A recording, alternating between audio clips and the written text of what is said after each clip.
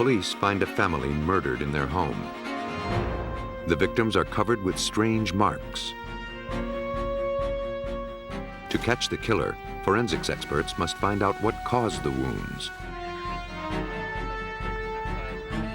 A request for roadside assistance is a pretext for murder.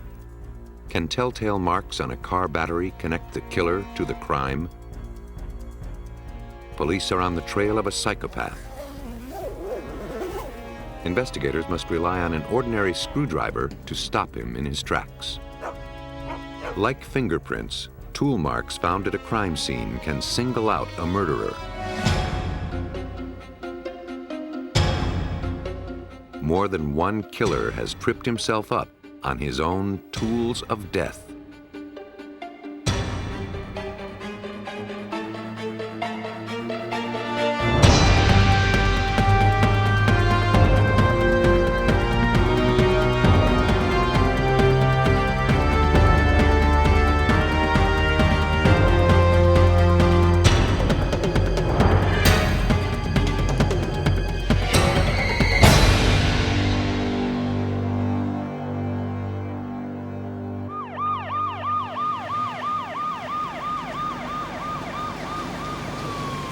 In January 1992, police responded to a call made by the neighbors of Juan and Olga Hernandez.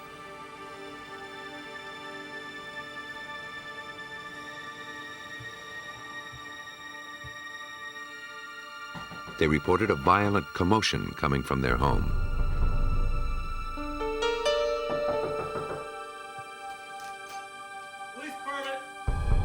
Upon entering, Chicago officers found the body of Juan Hernandez lying face down in the living room. He was apparently beaten and killed.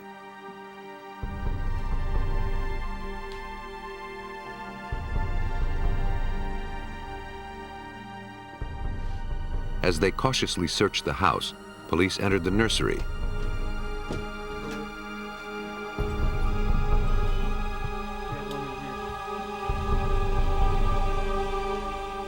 And discovered Olga Hernandez was also dead.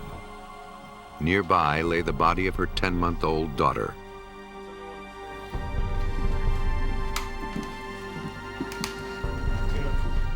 The Hernandez home showed no signs of forced entry. The killer or killers left no clues to their identity.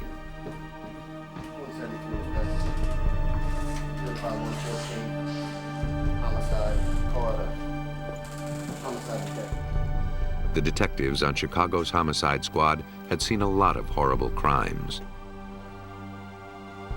But nothing in their experience could have prepared them for what they witnessed that night. From the brutality of the murders, it looked as though the killer had come there with the sole purpose of killing this family. Detective Richard Zuley was one of the detectives on the scene.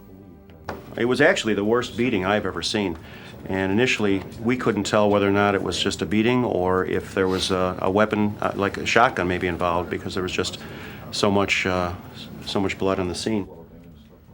The medical examiner determined that the victims had been beaten to death with a weapon that left hundreds of U and J-shaped bruises. Neither the medical examiner nor the officers at the scene could identify what could have caused the peculiar marks. Zuley's partner, Detective John Murray, knew they had no chance of finding the weapon until they knew what it was.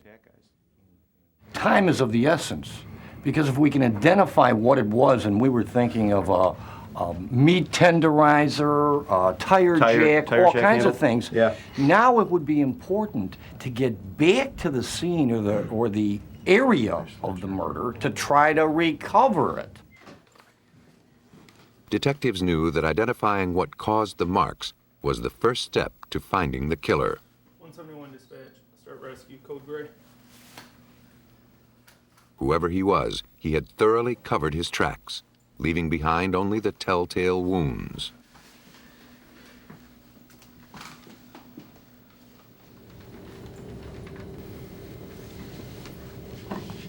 Any tool leaves its mark on the object it manipulates. In police work, that principle is usually applied to firearms.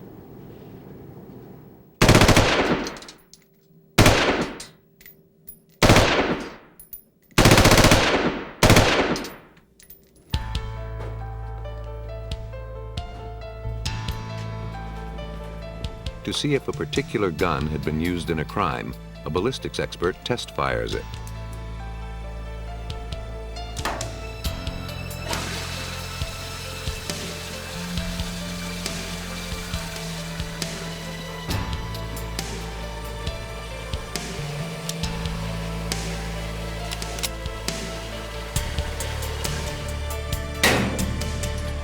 The signature markings on the test-fired bullet are then compared with markings on the bullet retrieved from the crime scene.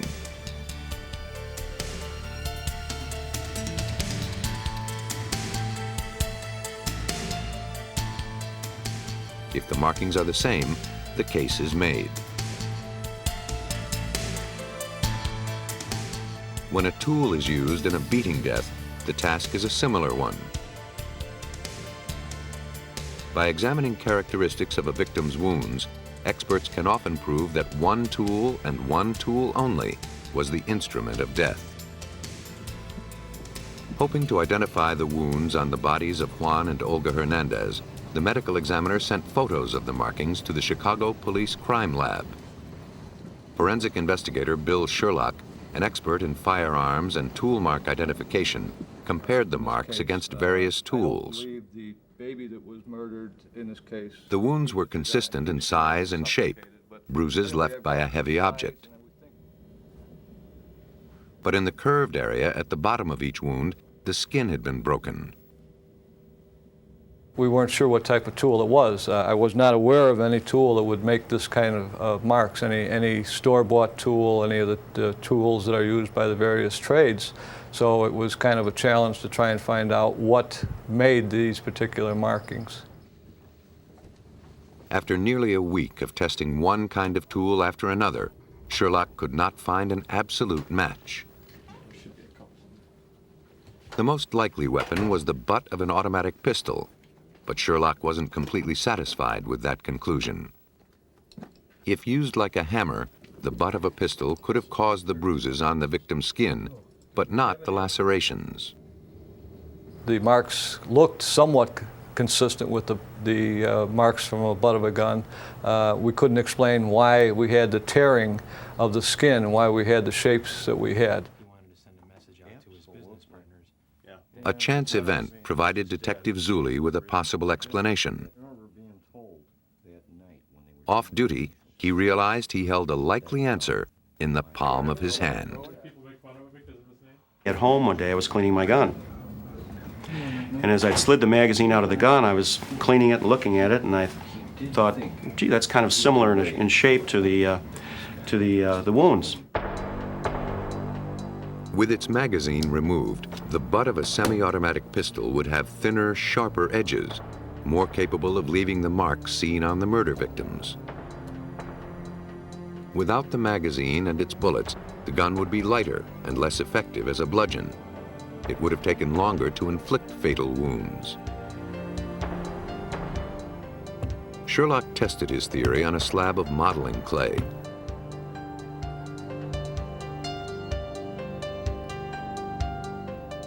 The butt of a medium caliber pistol produced marks of the same size and shape as the wounds on the victims.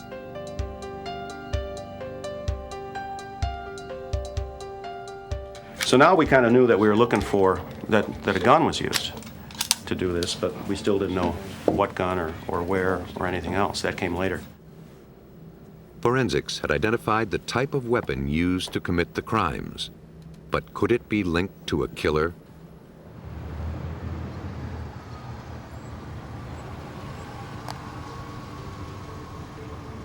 Tapping their sources, officers on the narcotics squad got a tip from a prostitute who'd heard something on the street. She told police that a woman named Patricia Johnson seemed to know about the killings. Her boyfriend was a known drug dealer, a Cuban named Reynaldo Travieso. Police brought him in for questioning. He refused to talk. Meanwhile, detectives checked the victims' phone records. On the night they were murdered, Juan and Olga Hernandez had ordered a pizza. Questioned by the police, The delivery man said that on the night of the killings, he recalled going to the address of Juan and Olga Hernandez.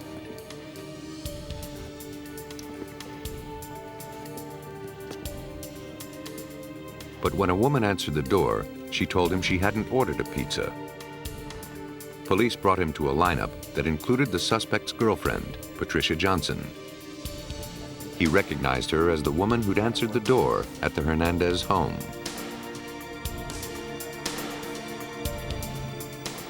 When Johnson was told she'd been picked out of the lineup, she admitted being at the house that night.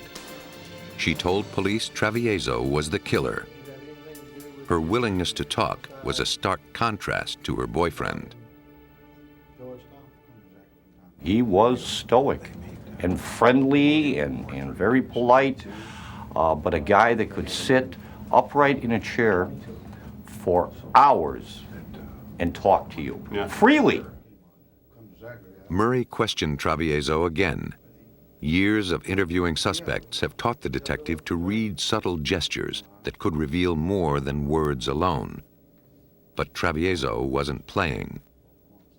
If you were conscious like we are very often on the body language, English, right. very, very, very important, this guy showed nothing, a real sociopath. But police were sure he knew something. A witness had ID'd his girlfriend who had turned on him, and he was named by an informant. As detectives turned up the pressure, Travieso decided to come clean. The story had begun 2 years earlier when he and Juan Hernandez came over from Cuba together. They planned to get rich dealing drugs. But that wasn't how it worked out, at least for Hernandez. Both were in the drug business. And as time went on, the murderer became quite a bit more successful in the drug trade than the victim. In their first year of business, Travieso had supplied Hernandez with a kilo of cocaine to sell. The street value was approximately $20,000. But the drugs disappeared and the money never materialized.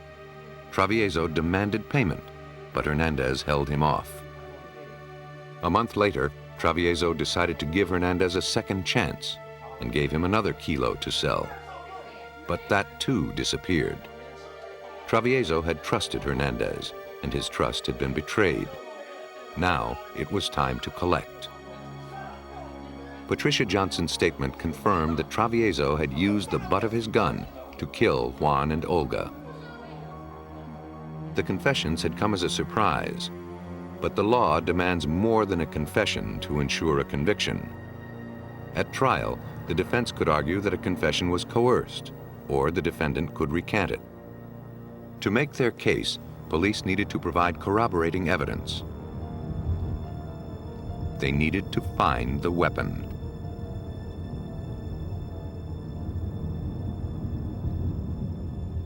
Johnson had told police she'd wrapped the gun in a plastic sack.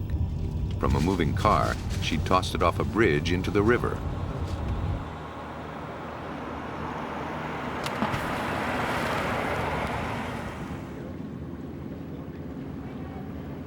To aid divers in their search for the weapon, Zuli and Murray crisscrossed the bridge, tossing out stones of similar size and weight as a medium caliber pistol.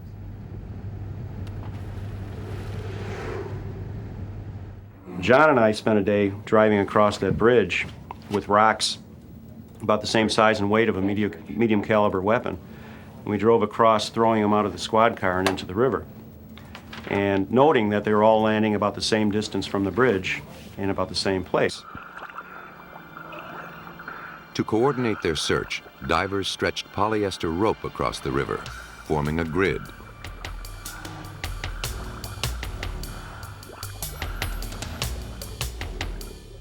It took them less than half an hour to find the sack containing the gun, near the spot where Zuli and Murray had tossed their stones.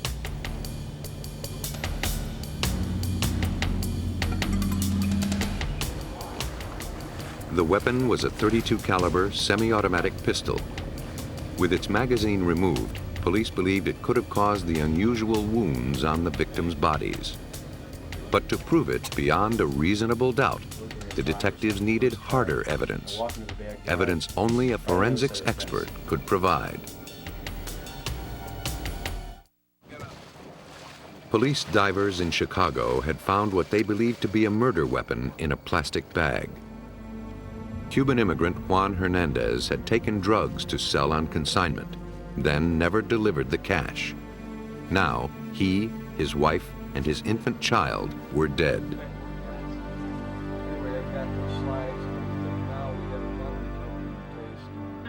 Bill Sherlock of the Chicago Police Crime Lab attempted to establish the gun as the murder weapon. Not as a firearm, but as a tool used to bludgeon the victims to death. Sherlock had already determined that the unusual wounds on the victims' bodies were most likely caused by the butt of a semi-automatic pistol with its magazine removed. As we're looking at the marks on the victims' heads, it's consistent with the tearing being with the front portion of the magazine well, the thinner metal, the side wall, and also the magazine release back here, the serration from the magazine release. At first glance, Sherlock believed the pistol found by divers could have caused the wounds. To make a positive identification, he obtained a copy of the autopsy photographs, being sure they were exactly to scale. He then obtained a 1-to-1 transparency of the butt of the gun with its magazine removed.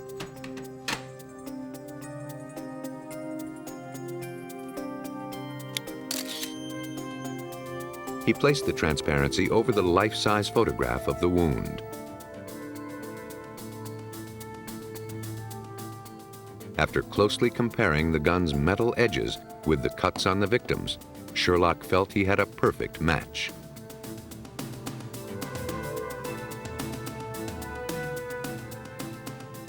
His testimony could now remove any doubts about the statements of the two defendants. He'd forged an irrefutable link between them and the tool of death. What it was invaluable for was in bringing this case into court and having a solid piece of expert testimony to present in court to the jurors and say, this is this because this is the results of my tests. It's a lot more powerful than Detective Zulli or Detective Murray standing there going, geez, it looks the same, I think it's the same. They were able to show conclusively that it was the same.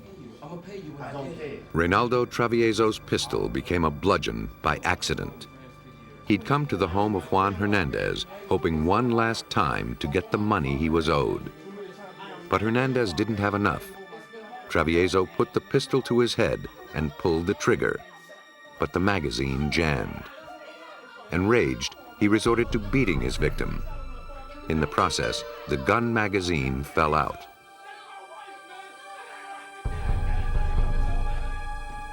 When the pizza man arrived, Travieso had already begun beating Juan Hernandez with the butt of his gun.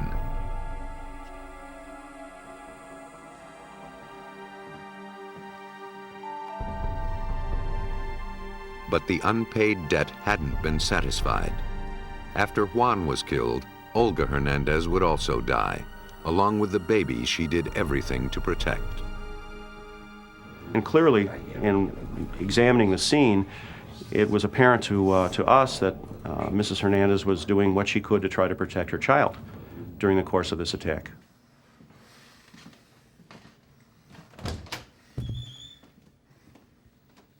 That involved a whole emotional thing that you have to deal with too on the scene.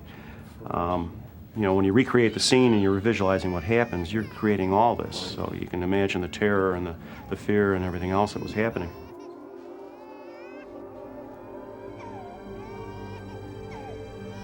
Hopefully we'll never see them on the street again. No.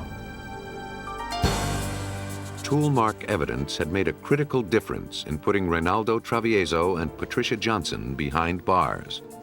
Both were sent to prison for life.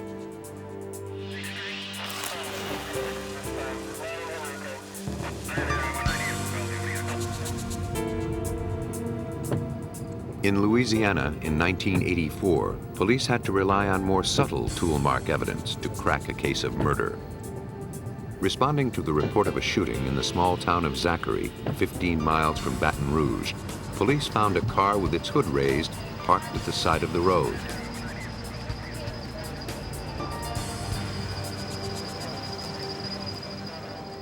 Nearby lay the body of George Thompson, shot at close range with a shotgun. No one witnessed the shooting, and the killer left no obvious clues. But battery cables dangling from the front of the victim's car gave police an idea of what had happened. One end of the cables was still attached to the victim's battery. Had he been the one who needed a boost, or had he stopped to help someone else?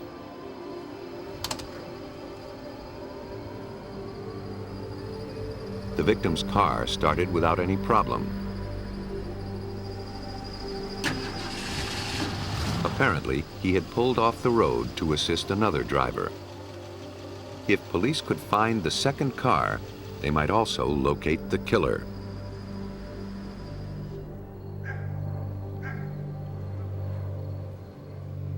A Baton Rouge detective visited the wife of the victim. Good afternoon, ma'am. I'm Detective Tom Harris. I just have a couple of questions to ask about your husband. She had gone to church on the night of the murder.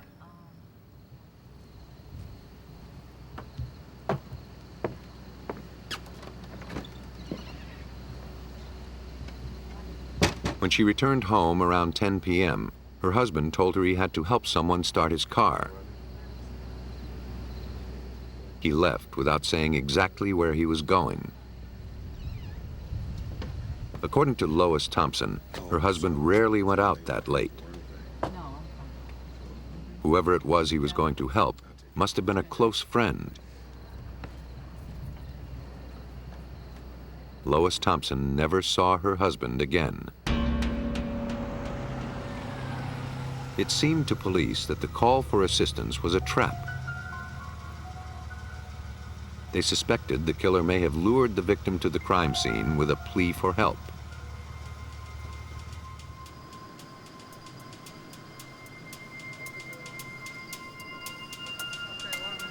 If so, the battery cables might bear the killer's fingerprints.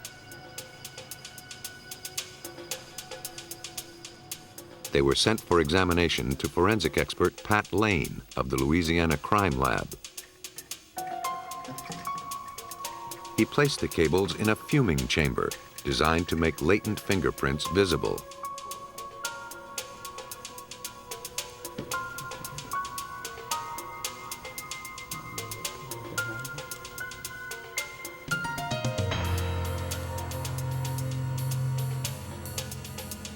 But the test results were negative.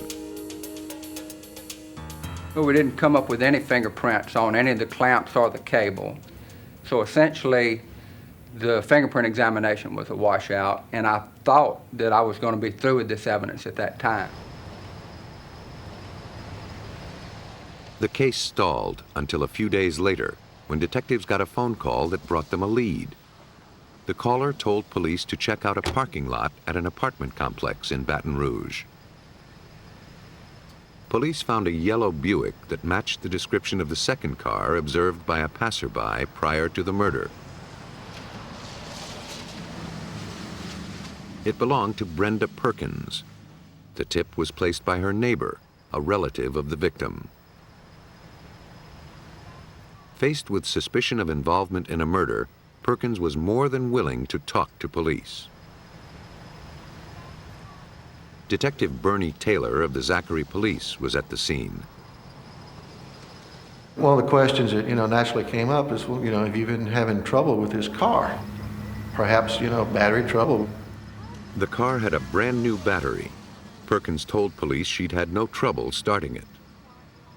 So at this point here, we can, kind of fits in with our thought that, hey, this was a set-up deal. There was no car trouble to begin with. He just was lured out there under that pretense. Kind of just put two and two together. Perkins explained that her uncle, Earl Thomas, had borrowed the car on the night of the murder.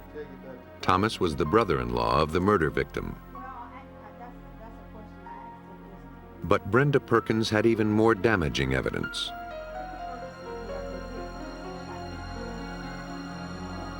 The day of the murder, she'd gone shopping with Earl Thomas.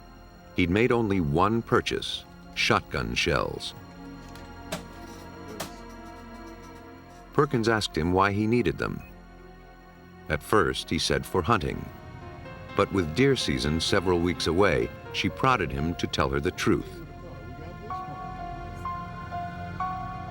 He said he planned to murder his brother-in-law, the victim, George Thompson.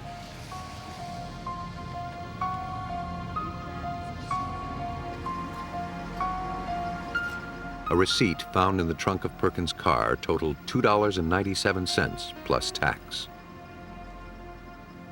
Brenda had noticed both the size and brand name of the shells her uncle had purchased. To check out her story, the detectives went to the same store and purchased a similar box of shells.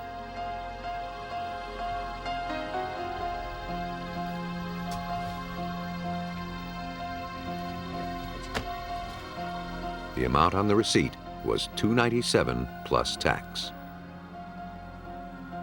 Exactly the same as the receipt found in the car. Lane also found Thomas's thumbprint on the shopping bag.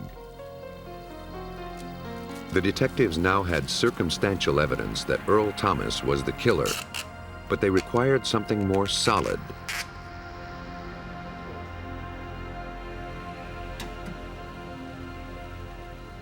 They looked for what they needed under the hood of the victim's car. Through forensics, they hoped to turn a scratched piece of soft lead into hard evidence.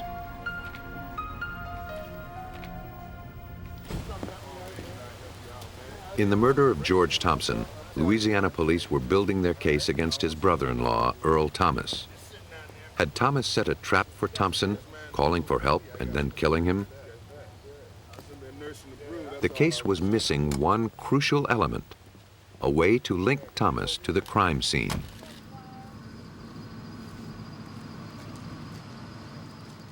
Booster cables were still attached to the victim's car battery. If the victim had time to attach the cables to the killer's car, the clamps may have left marks on the battery. The battery of the car driven by the suspect, Earl Thomas, had fresh tool marks, apparently made by a booster cable. Police asked forensic examiner Pat Lane to see if the marks were made by the cables found at the crime scene. It was the only way to place the suspect's car at the scene. Just like people, every tool leaves behind a unique fingerprint that can be used to identify it.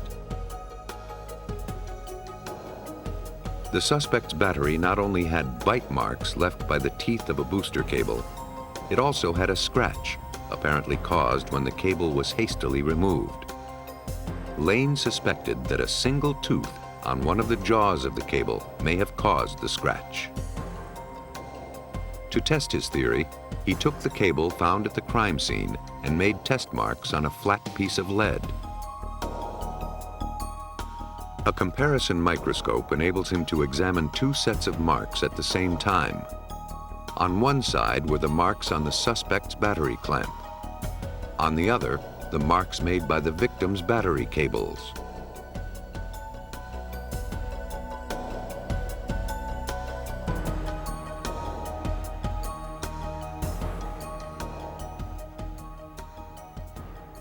The ultimate determination in any tool mark examination is, was this tool or this instrument responsible for making a particular mark?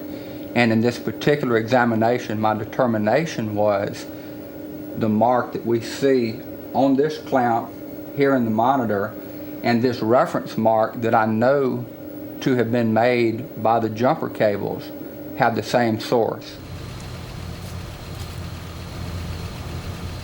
Tool mark evidence had placed the car driven by Earl Thomas at the scene of the crime. A warrant was issued for his arrest. But Thomas had gone to California. His address was unknown. Detectives traced all the calls he made to his sister in Baton Rouge to a public phone booth in East Los Angeles. Within days, he was picked up at the booth by Los Angeles police. They didn't have a hard time spotting him. He was a tall man, missing his left arm. Detective Bernie Taylor and his partner Charlie Clark had already pieced together how the killing occurred. The victim was married to Thomas's sister, but was being unfaithful. To uphold the family honor, Thomas decided to put a stop to his brother-in-law's philandering once and for all. He borrowed Perkins' car, then called the victim, pretending to need help. As the victim clamped a booster cable to the battery of Thomas's car, Thomas retrieved his shotgun.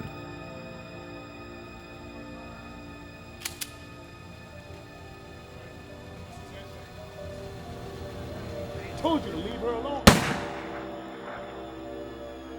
It was a nice theory, but Thomas denied any involvement in the crime. Detective Clark was concerned a jury might think a one-armed man incapable of firing a shotgun. You ever do any hunting? Oh yeah, I love to hunt. Yeah. What kind of hunting you do? Deer? Squirrels? Just generally hunting. Uh-huh. It's just fun. What kind of gun do you hunt with? Like shotgun. But Thomas's gift for gab tripped him up.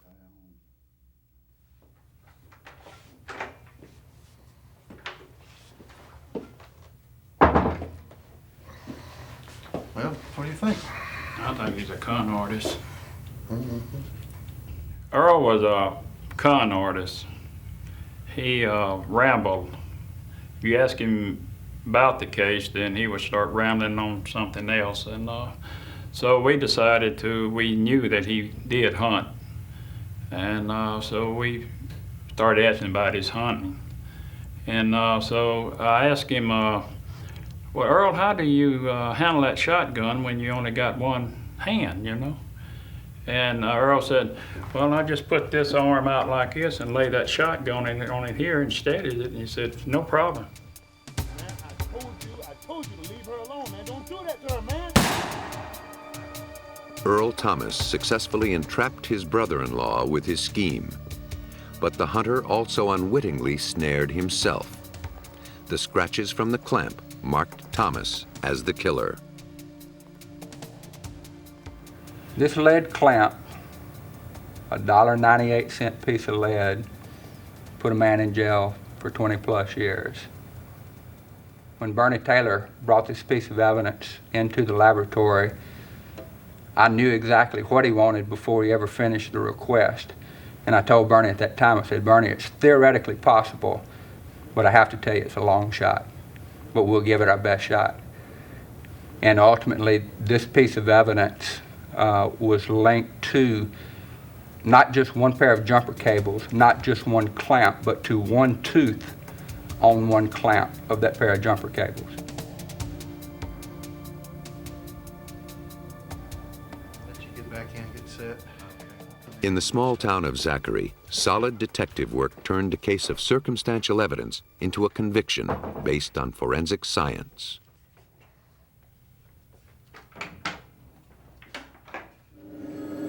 And so the challenge to us is to find and to establish the link from the crime scene to that individual. And when that takes place, there's usually not cameras and lights, there's not a lot of glamour. There's a tremendous amount of satisfaction in going home at night and knowing that the work that I've done has made this town a little bit safer place to live in. Thompson's death was the result of a personal vendetta. But in Florida in 1990, murder became a terrifyingly random event, and police were paralyzed by lack of clues.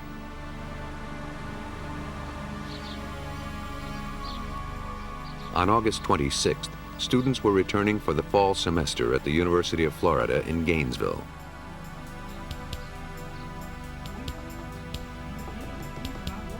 On that Sunday afternoon, Ricky and George Powell went to the campus to see their daughter Christina's new apartment. But when they arrived, neither their daughter nor her roommate answered the door or telephone.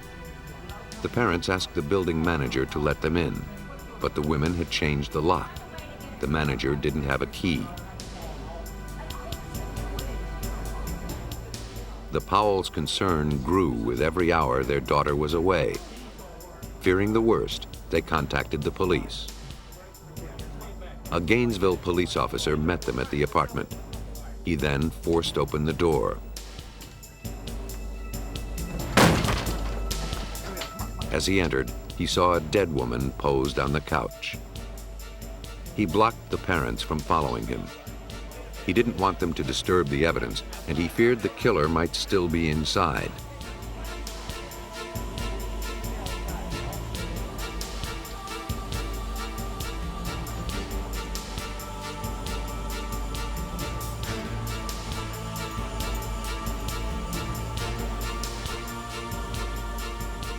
But the officer found not the killer, but a second murder victim.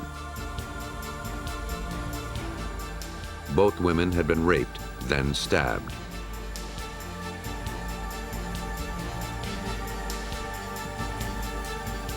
The brutality of the crime and the way the bodies had been staged made police fear that they were dealing with more than a random killer.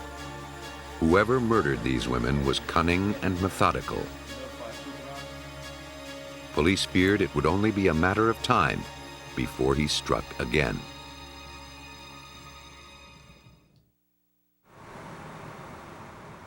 To help investigate the brutal double slaying, police throughout the county assisted the Gainesville police.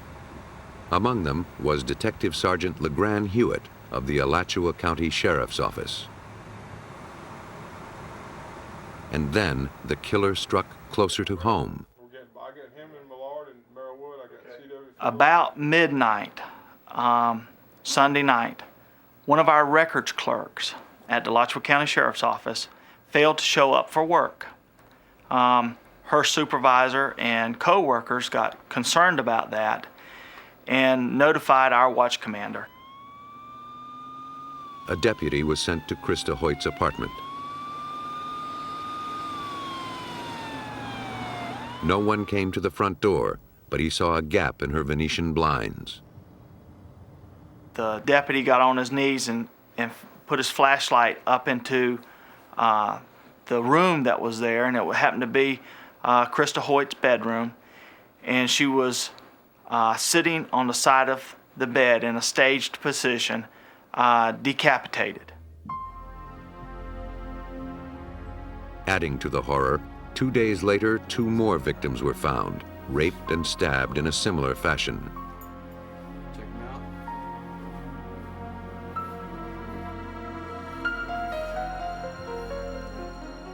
News of the killings electrified the University of Florida campus. It's currently 27 minutes past the top of the hour. Just a reminder for University of Florida students back for the new semester, make sure you stay safe, keep doors and windows locked. Call SNAP, the Student Nighttime Auxiliary Patrol, if you need an escort around campus. Police are increasing patrols in the southwest Gainesville area around student apartment complexes. Special Agent Ed Dix of the Florida Department of Law Enforcement recalls the mood in Gainesville at the time of the killings. The city of Gainesville sort of started feeling a sense of terror, and the university has some 40,000 students, of which probably 20,000 or more are females. Parents started coming to get their children. It wasn't enough that they call for a well-being check. They actually just started showing up. The kids were calling home saying, "I'm ready to go," to the point that the university was closed for a week. The police feared a ritual killer was on the loose.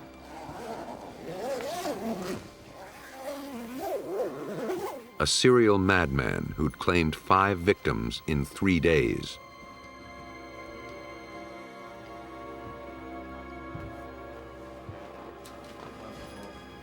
In each case, he forced his way past the locks on the doors.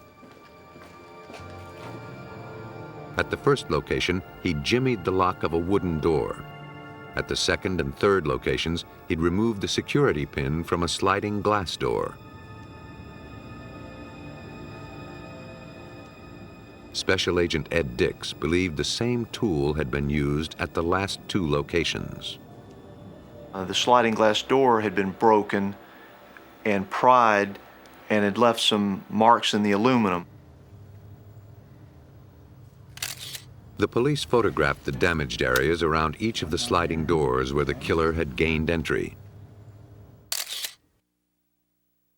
A section of the wooden door frame from the first location also was removed and sent to toolmark examiner David Warniment at the crime lab in Jacksonville. Experience told Warniment immediately what class of tool had been used to enter the victims' homes. And the question was what type of tool was used to make the damage in the door sections from the first crime scene. I looked at them and could tell the investigators initially that they were looking for a 5/16" screwdriver with a type of blade that has a serrated tip or a corrugated type of tip on it. Police removed the doors from the second and third crime scenes and sent them to the lab. They suspected the crimes were linked, but had no evidence to prove it. If they could match the tool marks found at the 3 crime scenes, they could prove the same person was responsible. A week later, 2 doors came into the laboratory. The door from the second crime scene and the door from the third crime scene. I looked at the doors and found that there was damage around the lock on the door from the second crime scene and also on the door jamb which came in with it. On the door from the third crime scene, there was also damage around the lock. And also I found that there was damage up around the security pin. There was a series of scratches in the security pin, around the security pin hole.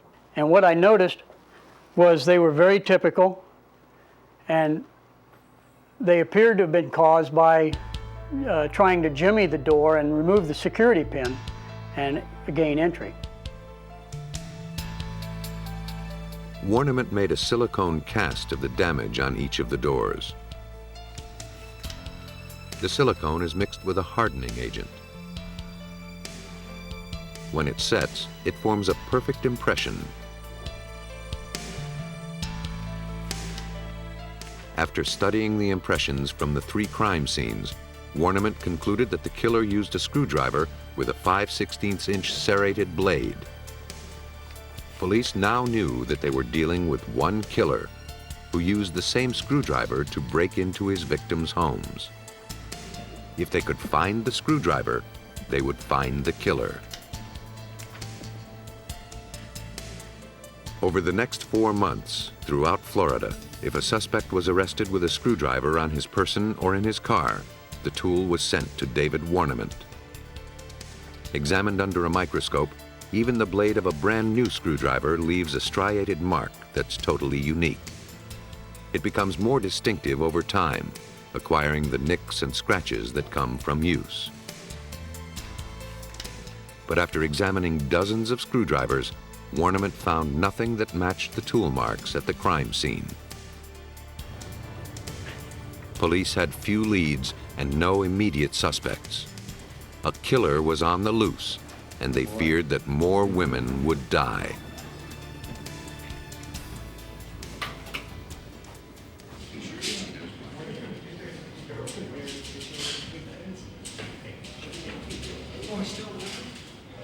In November of 1990, 4 months after the first murder in Gainesville, police got a break from a routine computer check.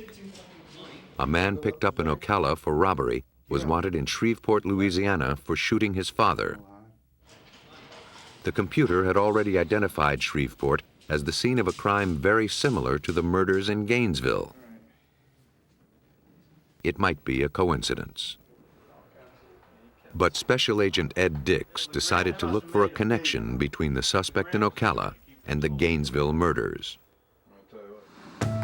Meanwhile, Sergeant Detective LeGrand Hewitt was following a different lead. Months earlier, shortly after the murders, a bank in Gainesville had been robbed.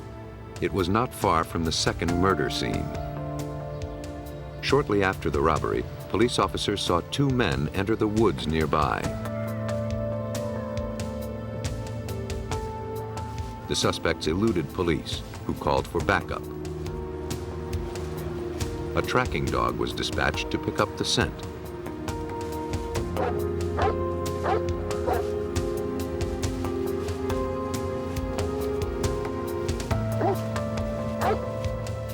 It led police to a small makeshift campsite.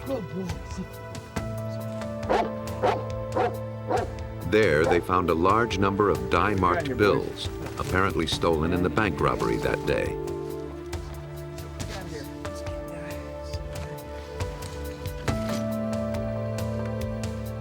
In a duffel bag, police found a semi-automatic weapon like the one used by the robber, some duct tape, and a cassette player.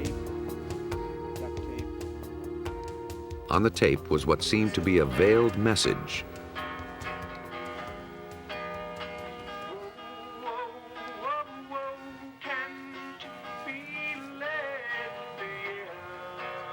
The man on the tape identified himself as Danny Rolling. He sang a total of 11 songs he'd written himself, mostly to the tune of The House of the Rising Sun. The tape ended with what was possibly the chilling prelude to murder. This is not the road I wanted, but I will walk it like a man. I got something I gotta do.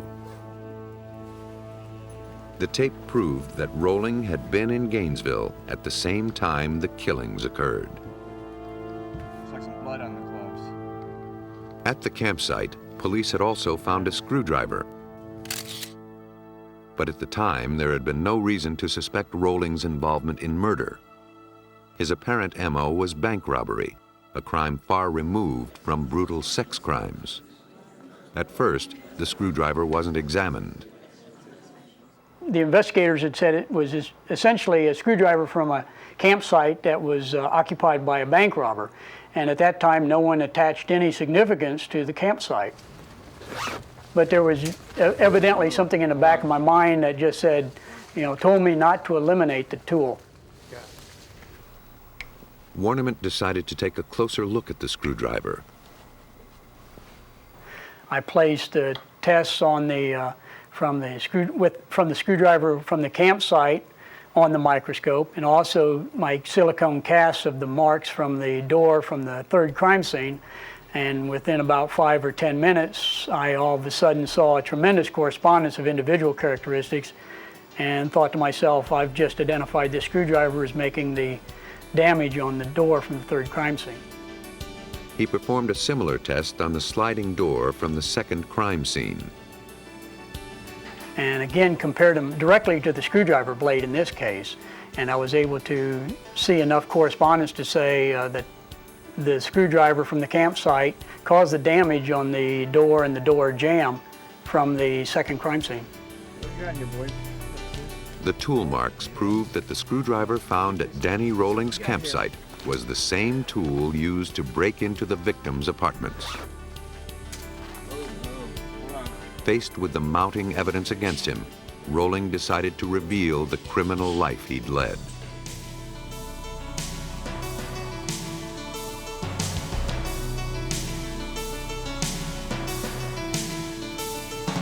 As a burglar, he developed a talent for breaking and entering houses while the occupants were asleep.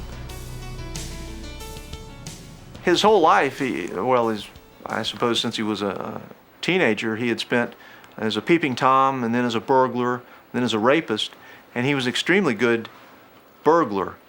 He seemed to enjoy breaking in with people in the house, the cat burglar scenario, and enjoyed being able to go in there and do whatever he wanted to do without waking anyone up.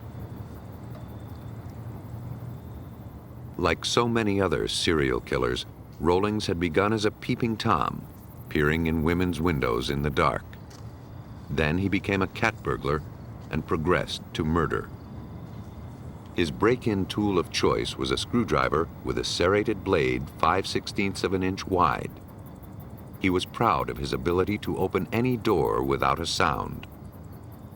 From there, it was apparently one short step to rape, then murder, culminating on the night of August 26, 1990.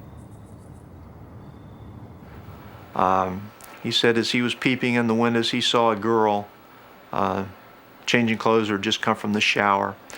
which turned out to be Tracy Paulus. And he said when he saw her, he knew that she was the one, his choice for the evening. The knife Rolling used to kill his victims was never recovered. Instead, police had found a much more valuable tool. Rolling had left 27 scratch marks on the doors at the crime scenes. It was more than enough to prove his guilt. It is further ordered and adjudged that the defendant, Danny Harold Rawling, is hereby sentenced to death. The defendant is hereby committed to the Department of Corrections of the state of Florida for execution of this sentence as provided by law. May God have mercy on his soul. Done and ordered this 20th day of April, 1994.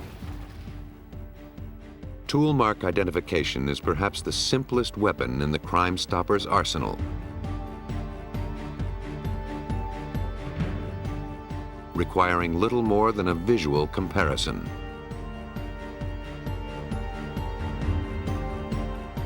But for juries, it's compelling evidence. If a tool can be traced to a suspect, only a few faint scratches may be enough to solve the crime.